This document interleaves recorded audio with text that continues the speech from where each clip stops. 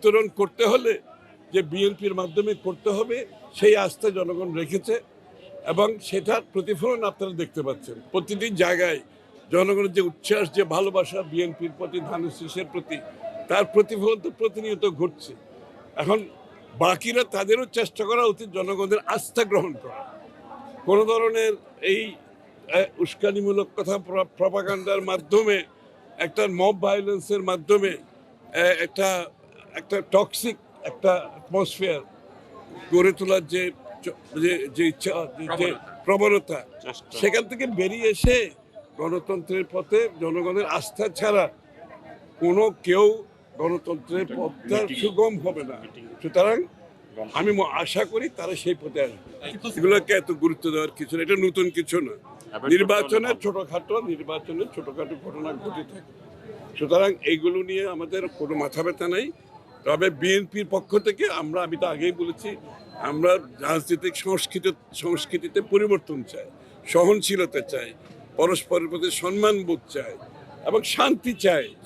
তারেক রহমান সাহেব ঢাকাতে নেমে প্রথমে 3 বার বলেছে আমরা শান্তি চাই, শান্তি চাই, শান্তি চাই, ঐক্যবদ্ধভাবে দেশটা।